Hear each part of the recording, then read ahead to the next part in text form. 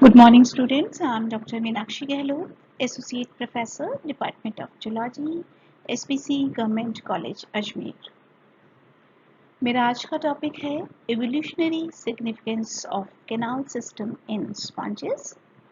मेरा ये topic MDS university Ajmer के बीएससी पार्ट सेकेंड के फर्स्ट पेपर को कवर करेगा। इंट्रोडक्शन।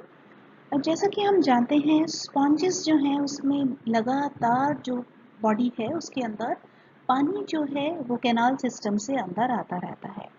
और ये जो बॉडी के अंदर लगातार पानी आता है वो बहुत इम्पॉर्टेंट है, क्योंकि बॉडी के अंदर कोई सर्कुलेटिंग जो फ्लूइड है वो नहीं प्रेजेंट होता है।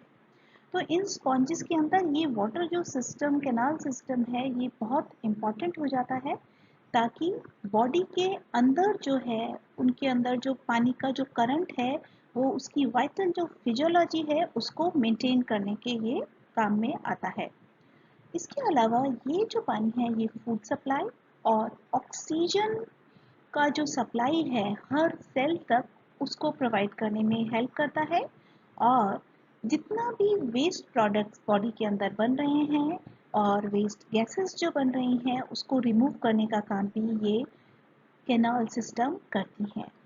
ये वाटर के जो करंट होते हैं उससे क्या होता है, कोइनोसाइट्स के जो फ्लैजिला होते हैं उनका मूवमेंट होता है, जिससे सारा का सारा सर्कुलेशन का प्रोसेस इनके अंदर कंप्लीट होता है।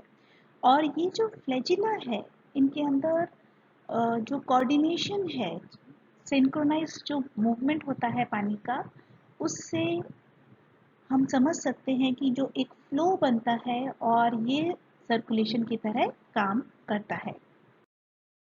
अगर हम इवोल्यूशनरी सिग्निफिकेंस कैनाल सिस्टम का देखें तो किस तरह से डिफरेंट कैनाल सिस्टम का एवोल्यूशन हुआ है, तो फर्स्ट हम बात कर रहे हैं सबसे simplest type of canal system की, वो है एस्कॉन टाइप।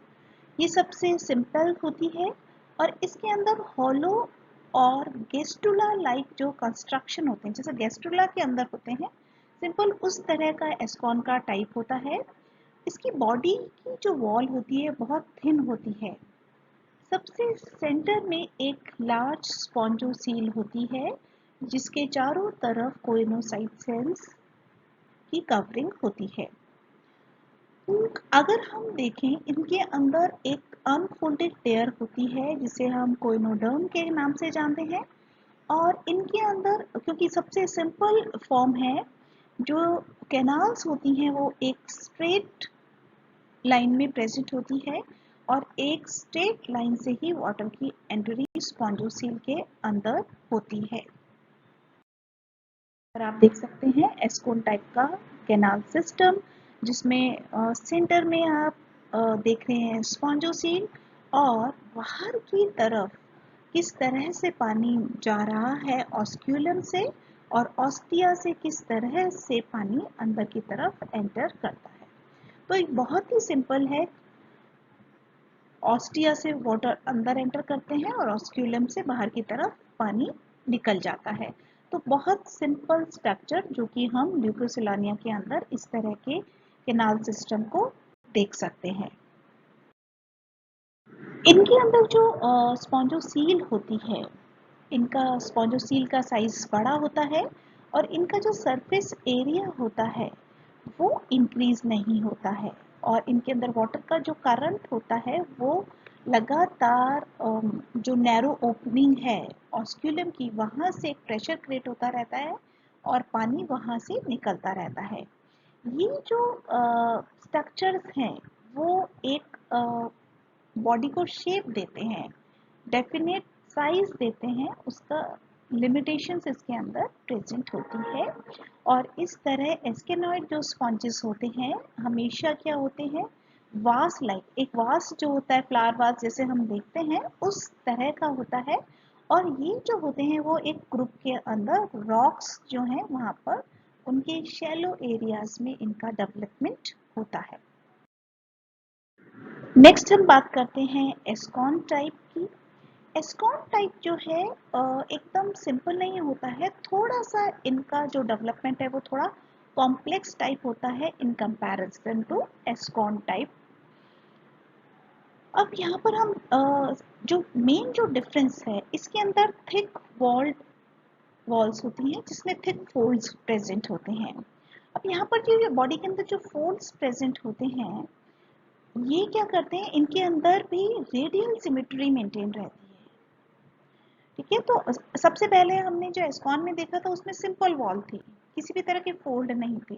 लेकिन एस्कॉन में फर्स्ट टाइम फोल्ड्स आ जाते हैं, लेकिन फोल्ड्स की ये इंपॉर्टेंस है कि इनमें सिमेट्री मेंटेन्ड है। और सेंटर में लार्ज स्पॉन्जोसील होती है जो कि उसके कंपैरिजन में जो हमने फर्स्ट एस्कॉन टाइप में देखा था उसके कंपैरिजन में थोड़ी छोटी होती है।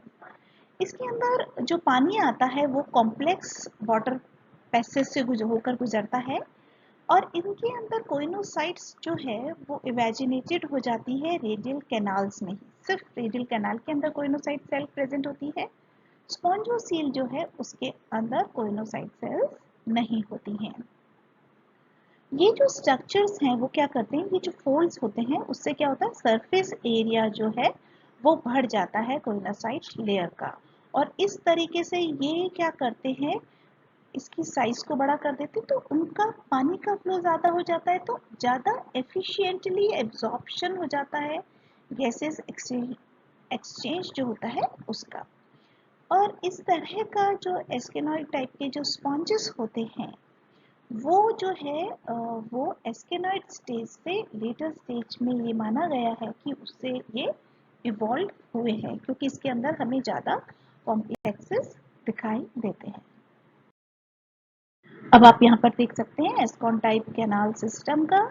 तो फर्स्ट हम देख सकते हैं फोल्ड्स हमें दिखाई दे रहे हैं और कोइनोसाइट सेल्स कहाँ पर प्रेजेंट है, रेडियल कैनाल के अंदर प्रेजेंट होती हैं। तो इस तरीके से हम देख सकते हैं क्या फायदा है कि ज़्यादा एक्सचेंज हमें यहाँ पर दिखाई देगा।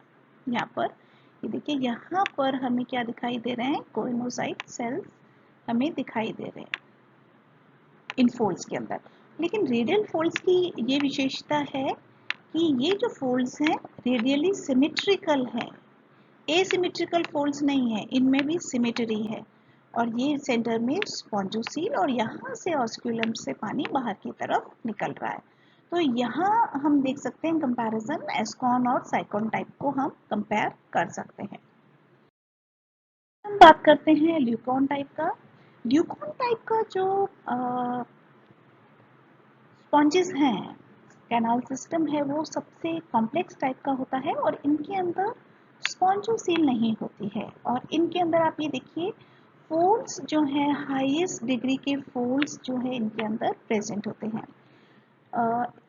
साइक्लोन टाइप में भी हमारे पास फोल्ड्स थे, लेकिन यहाँ पर फायदा ये हुआ है कि इसमें जो डिफरेंस हम देख रहे हैं वो इसमें बहुत सारे फोल्ड्स हैं और उसके अंदर कोई सिमेट्री नहीं है। इसमें बहुत सारी इनकरेंट कैनाल्स हैं और यहाँ पर आप देख सकते हैं राउंडेड कोइनोसाइट जो चैम्बर्स हैं वो प्रेजेंट होते हैं। और इसके अलावा बहुत सारे जो कैनाल्स जो हैं उनकी जो ब्रांचिंग है बहुत ज़्यादा हो जाती है। उससे फ़ायदा ये होता है कि ये जो स्पॉन्जेस हैं ये लार्जेस्ट साइज के स्पॉन्जेस होते हैं और इनके अंदर जो एफिशिएंसी है बाकी कैनाल से ज़्यादा होती है। और ये माना जाता है कि ल्यूकेनॉइड कैनाल सिस्टम जो है वो एस्केनॉइड और साइकेनॉइड जो स्टेजेस से गुजरकर ल्यूकेनॉइड स्टेज में कन्वर्ट होती है। यहाँ पर आप देख सकते हैं कि किस तरह से ल्यूकेनॉइड जो कैनाल सिस्टम है वो डेवलप हुआ है, जो कि स्पॉन्जिला के अंदर हमें देखने को मिलता है। यहाँ पर आप ये देखिए ऑस्क्यूलम से पानी बाहर निकल रहा है, लेकिन ये स्पॉन्जोसेल इसके अंदर एब्सेंट हो गई है। यहाँ पर हमें बहुत ही कॉम्प्लेक्स, आपको देखिए ये कैनाल सिस्टम आपको दिखाई दे रहा है, किसी भी तरह की सिमेट्री हमें यहाँ पर नहीं दिखाई दे रही है। इनकरेंट कैनाल के अंदर यहाँ पर ये देखिए ये इनकरेंट कैनाल है, इन इनकरेंट कैनाल में हमें कोइनोसाइट सेल्स जो है वहाँ पर प्रेजेंट है, बाकी किसी भी एरिया में ये हमें दिखाई नहीं देती है। अब हम बात करते हैं तीनों के कंपैरिजन का। एस्केनॉइड साइक्लोनाइड, ल्यूकेनाइड और एक और टाइप है रेगॉन टाइप। रेगॉन टाइप जो कैनाल सिस्टम है, ये क्या होता है, ज़्यादा थिक होता है। इसके अंदर ट्रांसवर्स जो इनकरेंट कैनाल्स ऑब्सर्वडर्मल लेसिस इसके अंदर प्रेजेंट होता है और इनके अंदर फ्लैजिलेटेड जो चैम्बर्स होते हैं वो लिमिटेड होते हैं। तो इस तरीके से हम चारों का कंपैरिजन कर सकते हैं। वॉल का अगर हम कंपैरिजन करें तो वॉल जो है वो सिंपलर टाइप की होती है और इस तरह से मेसेनकाइम, कॉइनोसाइट्स और स्पॉन्जोसील का हम कंपैरिजन इसके अंदर कर सकते हैं। Thank you so much. आज के लेक्चर में हमने समझा कि किस तरह से डिफरेंट टाइप के कैनाल सिस्टम जो है वो काम करते हैं और उन किस तरह से उसकी एफिशिएंसी कैनाल सिस्टम के टाइप्स चेंज होने से बढ़ जाती है। Thank you so much.